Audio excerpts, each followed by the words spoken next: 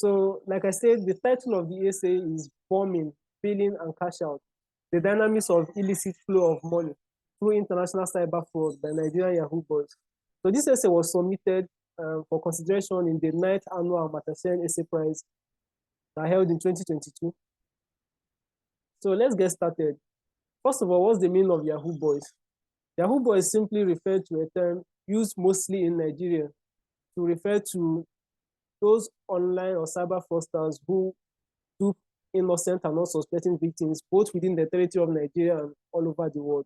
So basically, these Yahoo Boys employ different strategies to get in touch with their victims and then gain the trust of these unsuspecting victims. And that's what we call bombing. Then the Yahoo Boys go ahead to devise means of requesting payments from their victims. That's what they call billing. That's to ask for money and secure a successful receipt of such fraudulent payments. That's cash out. So looking at this chart from the FBI's Internet Crime Complaint Center, you will see that internet crime is booming over time. Like in 2015, the losses due to internet crime in the USA alone was $1.1 billion US. In 2016, it was $1.5 billion US, and it rose within a 6-year interval to $6.9 billion in 2021 alone. So that's to show you how devastating the effects of internet crime is, and then why it should be a topic of importance in global discussions on illicit financial flows. So first of all, I try to classify international cyber fraud as a component of illicit financial flow. And then looking at the definition given by the Global Financial Integrity, they define illicit financial flow as illegal movements of money or capital from one country to another, which occurs when funds are illegally and transferred and or utilized across an international border. So from this definition, you can derive the following indices of illicit financial flows. The first one is geographical coverage. Second one is mode of earning. Third one is mode of transfer. And the fourth one is use cases. So based on the first point, geographical coverage, you see that Yahoo Boys activities, like it passes across various countries, various borders, various national borders. They may be in Nigeria and then they are collecting money, defrauding someone in the USA. They may be in Ghana and they are defrauding someone in Japan. They may also relocate to Europe and defrauding people across the world. So based on that, you can say that the money earned through Yahoo Boys activities also passes through different geographical borders. Then the second one is mode of earning. Of course, Yahoo Boys earn their money illegally, and that makes it a part of illicit financial flow. And then the mode of transfer. These Yahoo Boys devise different strategies to bypass legal channels so they won't be able to pay tax. So it's also illegal. And then the last one, which is the use cases. Even though there is not yet any concrete evidence to link Yahoo Boys activities and maybe funding of criminal activities or terrorism, but these guys use money, they spray money on the streets, they drive inflation by overpricing items and the rest. So they still create sorts of societal problems in the Nigerian society. Then, having agreed that cyber fraud, international cyber fraud for Nigeria is also a part of illicit financial flow, so let's go over to the nature and patterns of these fraudulent activities. And first of all, we have to talk about the mode of operation. So then the Yahoo Boys use various technological devices, especially the mobile phone, to engage in scams. Some others use laptops, Wi-Fi, other internet gadgets, modems, flash drives, scanners, and other sophisticated software, depending on the level or gravity of fraud the particular Yahoo Boy is engaged in. And then in terms of connectivity, of course, you cannot defraud anyone who you are not connected to. So they employ online social networking platforms like Facebook, Telegram, Instagram, Plenty of Fish, Viber, and the rest to connect with their victims. So Facebook is generally more efficient for making this connection because you can just go to Facebook and search any American name or any British name, and then Facebook will throw up suggestions to you. So you start bombing and messaging those people. Then the third mode of operation here identified is identity theft. Of course, you cannot just go to the Yahoo Boys cannot go to Facebook, create an account with their real face and real pictures. No, it doesn't happen that way. So they just create a fake profile of another person. So it may be an American, a European, sorry about that, an Asian, or any other person. The most important thing is that they do not reveal their real identity. And then they also show off a fake lifestyle. So they want to portray to their victims that they are really wealthy and they are really trustworthy. So if I have $2 billion in my account, so what am I going to do with your $10,000? That kind of thing. So that's why they steal the identity of others and then portray fake lifestyles and fake personalities on social media. For example, in August 2022, the EFCC secured the conviction of a young man for representing himself with the intent to defraud to be Alex Lugwin, an American actor, on Facebook. So that's basically how they conceal their identity.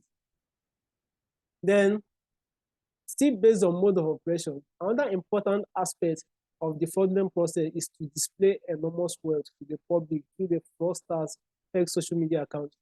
Like I said, when you are portraying yourself as maybe a top crypto expert, a billionaire investor, a billionaire businessman, a top brass military officer, you're not going to come and maybe be showing off a lifestyle that shows you don't have money. You have to portray that, yes, I have money, I have power, I have influence, and then that enables these guys to control their victims. So the fraudsters do not want to disappoint the public based on the expectations the public expect from them based on the social status they portray on social media. So they fill their social media profiles with pictures of impersonated individuals in multi-million-dollar mansions, in trips to Santorini, other places of interest, with exotic cars, costly jet oil, and living exquisite life and expensive lifestyles all around the world. So now, still on the nature and patterns, let's go to the common formats and patterns of fraud. So like I listed here, you see the first one is romance scams. So this one is basically getting the victim to fall in love with the Yahoo boy and then keep on requesting for money until the victim runs out of cash or gets tired of paying. Then the second one is military. In military, the Yahoo boys claim that they belong to the American Armed Forces in different overseas missions, maybe in Iraq, in Afghanistan, or anywhere where America currently maintains an overseas mission. So when they claim they are top brass soldiers, they get in touch with their victims and start making several kinds of demands. And then the third one is crypto fraud. So mainly, either they create fake crypto tokens and sell to the public, or they invite the public to invest in fake crypto Ponzi schemes and the rest. So basically, when the members of the public and also suspecting victims invest their money is gone. So the fourth one is investment scams. You can still get an element of investment scam in crypto fraud. So investment scams means they create a website, fake website, then launch the website online, invite people to come and invest money, promising them high returns on investment within a short period of time. Mostly they promise 200 to 500% within 1 week. If you invest $10,000, you get $30,000 in 1 week. So these are the kinds of promises that lure people into those things. And when you invest your money is gone. So the next one is inheritance fraud. In inheritance fraud, the Yahoo boy or the fraudster will convince you that someone who is late has willed an enormous amount of money located in a particular bank account to you. So if the victim falls prey to this scheme, they request the victim to pay an amount of money, maybe usually 10% of that same amount that they tell you have in that account. Let's say they tell the victim that the victim has $1 million in social account. Then they will request the victim to pay $100,000 to access that inheritance. So majorly those who invest in this kind of scams have access to authoritative bank details, bank stamps, digital signatures that when you see them, you know this person is real, but then they are fake. So that's it. And then the next one is loading. This means transferring fake money, fake transfer to people's accounts. Then when they transfer to people's account, they request them to pull out the money. They request the victims to pull out the money and send to their real account back home in Nigeria or any other place they reside. So normally they also transfer companies' monies to people, to their victims in USA. So let's say they hack into a company account, a company in Canada, they transfer the company's money to a victim in the USA, and then request that contact in the USA to send it back to them in Nigeria. So maybe after a week, the organization and the bank will detect that illegal transaction and then arrest the victim who knows little about the fraudulent activity. And then the business email compromise count. This is basically one of the most sophisticated you have out there. So mainly hacking into emails of big organizations, tracking transaction records, and then replacing the accounts, the business accounts of those companies without those of the Yahoo Boys. So now let's talk about means of funds transfer. So the first one is gift card. So sometimes they request their victims to buy gift cards for Walmart, from Amazon, and send to them. So when you send to them, they redeem the cards and they convert it to cash. Then the second one is bank transfers through third party. These third party are certain types of Yahoo Boys called pickers or azamen. So what these pickers mainly do is they have accounts in different parts of the world. So whenever you need to receive money in any part, they'll provide an account there for you. The victims will pay into that account. They'll take about 20 or 30% of any amount paid and send the remaining to the fraudster. So these people provide Western Union accounts and other fintech companies. Then they use it to withdraw the money through corrupt bank officials, because when you go to the local banks here to withdraw the money, they know this is not your name. You don't have this identity, but they will still give you the money for a court. So this is just what the corrupt system is supporting. Now, another one is cryptocurrencies. So cryptocurrencies are the most, it's growing popular when it comes to transferring money by Yahoo Boys, because one, they don't have to share the money with any picker or zaman. They don't have to pay any transaction charges. They just transfer the money directly to their crypto wallets, and then they can sell to other vendors around and convert to cash, or even leave the money as crypto. And it is largely untraceable for now. So based on the report from the Economic and Financial Crimes Commission, that's the EFCC, gift cards accounted for about 39% of the method employed by Yahoo Boys to access the illicit funds in 2020. Cryptocurrency and bank transfer scams made up about 27% and 21% of their scamming methods, respectively. Sorry. Then about collaboration and evasion strategies. Then when you talk about collaboration, I mentioned about pickers with different account numbers in all parts of the world. So these pickers collaborate with the real owners of these accounts, then get the money and transfer to the fraudsters back home in Nigeria. And then another form of collaboration is collaboration with corrupt bank officials. When they send the money with different names here, there are corrupt bank officials that facilitate the withdrawal for a fraud. It's also part of the collaborations. And then the last one on the list is collaboration with foreign hackers. So sometimes to get access to email addresses, get access to contacts of Americans, they need hackers from the Middle East, from Egypt, from Asia, to break into these accounts and send the details to the Nigerian fraudsters. Normally, they buy these things for a huge amount of money. So it is majorly the richer fraudsters that can access these hackers because of the money involved. Then evasion strategies. The first one is that social media anonymity and identity theft. This person is chatting you up and requesting for money, and you don't even know the real identity of the person you are talking to. This may be a Nigerian and posing as an Asian. It may be an Asian posing as a European. So you don't really know who is talking to you. So when anything happens, you don't know who to go after. And then the second one is use of VPN, virtual private networks. So for you to access some localized apps like Viber in the USA and WeChat and the rest, you have to be in a certain location. So some of these apps have banned locations across Africa and some parts of Asia. So for you to access, you have to change your location using virtual private networks. And another one is for you to convince the victim, for the fraudster to convince the victim that they really reside in America, they have to use the VPN, change their location to another part of America. So that's also a part of evasion strategy. You may think you are chatting with someone from America, but you don't know that person is really in Nigeria. Then recruitment, training, and sustainability. For any business, whether legal or illegal to continue, there must be a replacement strategy, a replacement process. So, and in these Yahoo Boys activities, they mainly do this through recruitment and training and getting a lot of people into the system. So the system will keep growing bigger and bigger. So the first one is socialization.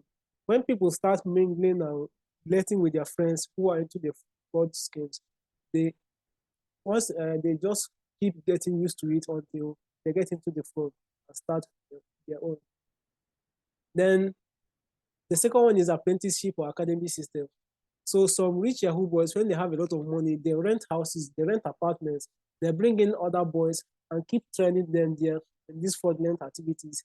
They pay for their bills, they feed them in exchange for courts. Like when anybody in that same academy succeeds in any fraudulent stunt, the boss or the owner of that academy will take a major chunk of that money realized, while the boys keep about 20 or 30% depending.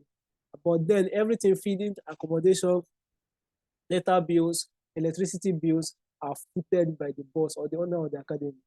For example, on May 12, 2022, operatives of the Economic and Financial Crimes Commission, the EFCC, arrested a 24-year-old guy, Afolabi Samad, for operating a Yahoo Academy, which is popularly called HK, in the capital city of Abuja. Afolabi had 16 apprentices aged between 18 to 27 at the time of the arrest, according to the Economic and Financial Crimes Commission. So the next one is self-enlistment. Sometimes some people get tired of the kind of life they're living or the lack of money they are experiencing. So they start trying to do what they hear that other people are doing. Basically, they learn through trial and error. But the major breakthrough occurs when they start socializing with their folks, with other folks that are already into the system. So about the adverse effects of international cyber fraud by Yahoo Boys in Nigeria. So I divided this one into two. The first one is the effect on the victims, and then the effect on the Nigerian society. So the effect on the victim, the first one is impoverishment and liquidation due to financial and property loss to Yahoo Boys. The second one is depression. About 35% of financial fraud victims suffer depression. The third one is death. And the fourth one is implication of victims. Sometimes these victims are arrested for fraudulent activities they know nothing about. Then based on the effects on the Nigerian society, you have bad image for the nation. Sometimes you want to apply for something and they say, oh, you're a Nigerian. No, we don't like Nigerians. Nigerians are fraudulent, they are fraudsters, they are corrupt. Personally, I am a freelancer and sometimes I get rejected for this notion that Nigerians are fraudulent, and it pains me a lot. So that's the kind of image these activities are causing for Nigeria.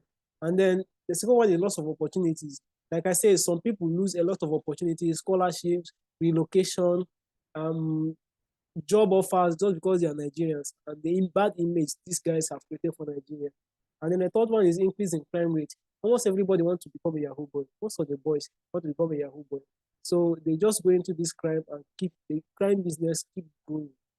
Then the lost tax revenues. These guys do not pay tax for the money they make. And then the high cost of living, they stimulate through the way they spend. So just like these images I put here. On the left side, you see job listing from Indeed in the United Arab Emirates. The first one is saying male or female African candidate except Nigerians. The second one to except Nigerians. Third one except Nigerians. And fourth one the same. Then on the right side, the first one is a hiring officer clearly stating that you shouldn't apply if you are from Nigeria. And then the other one is just an event that happened in a group chat. Someone realized that Michael is a Nigerian, and then one of the admins went haywire. Fuck them Nigerians. I hate Nigerians. They are all scammers. So this is very, very bad. And it's due to the image these fraudsters are calling for the country. Then let's talk about the magnitude of relevant outflows due to international cyber fraud in Nigeria. According to the 2021 Internet Crime Report released by the International Crime Complaint Center, as the IC3 of the FBI, about $6.9 billion was lost to cyber crime by Americans in the year 2021 alone. So this also comes with a record high of 847,376 reported complaints.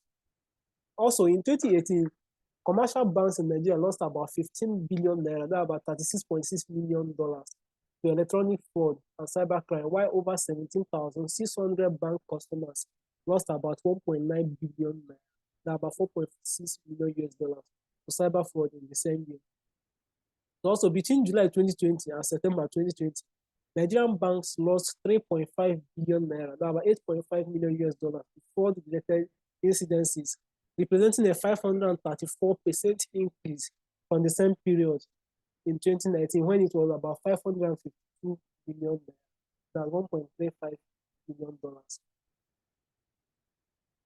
So globally, the Center for Strategic and International Studies, in partnership with McAfee, presented a report tagged Economic Impact of Cybercrime, No Slowing Down, a global report on the significant impact of cybercrime on economies worldwide. So the report suggests that about $600 billion is lost to cybercrime yearly. And in terms of projection, the Nigeria Consumer Awareness and Financial Enlightenment Initiative placed its projections at a $6 trillion loss to cybercrime within and outside Nigeria by 2030. That's in the next 7 years. Also, a private firm, Cybersecurity Ventures, expects global cyber crime costs to reach $10.5 trillion annually by 2025. That's just in 2 years' time. Well, let's see how it goes. So let's talk about the factors responsible for the persistence of international cyber fraud in Nigeria. So the first one is bad economy. Nigeria economy is receding. Debt profile is going high every day. In fact, debt has surpassed revenue as of 2022. And the economic hardship is really forcing some people into ugly ways of living, including cyber fraud. The second one is corruption. So the largely corrupt system forms like a sort of support system for Yahoo Boys to keep on carrying their activities. Then the poverty level in Nigeria, about 40% of Nigerians, about 19 million of the total population, are living below the poverty line. So in order to bring themselves out of poverty, some people involved in Yahoo activities. So the next one is unemployment. About 3% of the total population are unemployed. And the youth unemployment rate is 45.2%. So that to show you how critical things are in Nigeria. So some people are pushed into Yahoo activities, fraudulent activities after graduating from school, and no job for them. And then indiscipline. Despite the factors I've listed above, there are still some people in this country making it through legal means. But then it takes discipline to do that. Some people are not really that disciplined, so they go into undisciplined and ugly ways of life, including cyber fraud, to make a living. And then the tough business environment in Nigeria, then the prosperity of fraudsters and poor standard of living for those with legal means. It seems the fraudsters are prospering, like they buy cars, build mansions, they live well, while those with legal means are barely feeding from hand to mouth. So most people, the prosperity or the form of lifestyle these Yahoo Boys live motivate them and inspire them to join. So next one is increasing corruption amongst security agents. There are various reports that security agents are even helping these fraudsters to escape or just allowing them to do whatever they want to do and getting their cut from it. So it's very bad. And then greed. This one is on the part of the victims. So I don't understand how you be told that you invest $10,000 and you make $100,000 in 2 weeks and you agree. Or that someone you don't even know, a name you don't even know, has waived about $2 million for you in an account and you agree when you know you don't have any relative like that. So majorly is the human greed in these victims. Then the other one is inadequate security architecture on social media. And we know this thing to avoid breaking privacy rules. So there are still inadequacies in terms of security on social media. And then the Yahoo Boys exploit these gaps to reach out to prospective victims. Then oversight by web hosting platforms.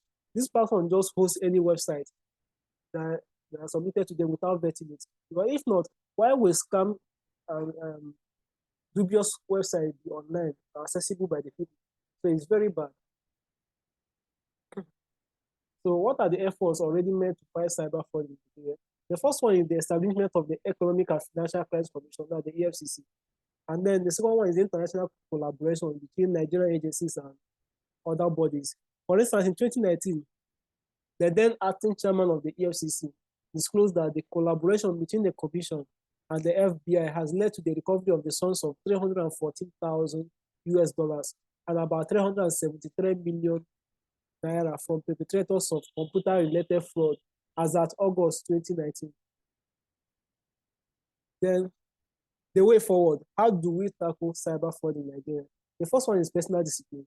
You discipline yourself and say, no, I can't involve in this kind of thing. So that's the bedrock, and that's where it starts. Second one is skill acquisition and personal development. It also depends on the youth, the young people. So we all need to upskill ourselves so that even if we graduate from school, we still have something to do. We won't be lured into cyber fraud activities. Then we need to reinvigorate the fight against corruption through collaboration, more investment in security architecture and the rest. And then we have to fight poverty. This is very important. We have to fight poverty and hunger. And then set the pace for economic transformation. This is not going to happen within a day, but we need to start on something, build the infrastructure needed for the people to take advantage of and boost their own productivity. So the next one is improve education and skills acquisition by rebranding corporate taxation. So instead of companies, corporate agencies paying all their taxes directly to government, they can invest maybe 10 or 20% of these taxes to train youngsters. And when these youngsters graduate from school, they can easily slot into the job ecosystem, or even have the ability to create products and build businesses by themselves. So the next one, you need to create jobs and empower the young ones. We need to improve the conditions of service, improve the remuneration and payments of civil servants and public servants, so they won't be lured into the luxury lifestyle that these fraudsters do. Then the next one is improve security on social media platforms, increase scrutiny on website before hosting. This is a wake-up call on all website hosting platforms. Before you host any website on your platform, you have to scrutinize, check them, know whether this product really exists, whether this business really exists or a Ponzi scheme or a scam scheme. So if you detect fraudulent activity, you take the website down without allowing it to read the paper. And then detention in special facilities for the Yahoo Boys themselves. So when they are caught, they are not supposed to be taken to the same correctional centers others are taken, because these centers, I've visited some of them myself, and I can tell you the correctional facilities in Nigeria are really poor. They lack many basic abilities.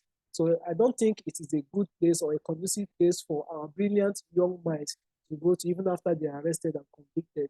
So when they are convicted, they should be taken to special facilities where they will be provided with digital skills and guided to build products and start businesses while still in detention. Then the next one is increased sensitization of the vulnerable population. This means this vulnerable population from Europe and America need to be sensitized the more. We have to follow these Yahoo Boys bumper to bumper. If they go through social media, the same channels they go through to dupe their victims should be the same channels we go through to sensitize people. So on Facebook, on WhatsApp, on Viber, on Match.com, anywhere, we keep sensitizing people. This is the ways, this is the formats that these people use to defraud people. So stay away from it. If you see so and so kind of thing, better don't engage. If you see a website this way, don't engage. So this is something private organizations can do. So to sensitize the vulnerable population and then help them to stay safe. So the second to last is the establishment of special security units to investigate police involvement with their Boys. So there are a lot of findings about police heading Yahoo Boys activities. So there need to be a special security unit that go after these policemen. So investigate how they led to Yahoo Boys and how they edit their movements and activities, and then bring them to then greater international commitment to the fight against cyber fraud in Nigeria. Cyber fraud in Nigeria does not only affect Nigerians, it affects the world at large. So the international community should make greater commitment in terms of human capital knowledge. Come down to Nigeria, educate Nigerian security officers on how better to tackle this issue of cyber fraud in Nigeria. So cyber fraud has become a booming component of illicit financial flow. So the number of outflows across different countries and the adverse effects on the global population are indications of how devastating the threats of cyber fraud are. We have to do more to fight this menace in Nigeria and the rest of the world. So thank you for listening. Once again, I am Sobechi Evan-Ibe. I hope you learned one or two from this presentation. and I hope you will never fall victim of fraudulent activities by Nigerian Yahoo Boys. Thank you very much.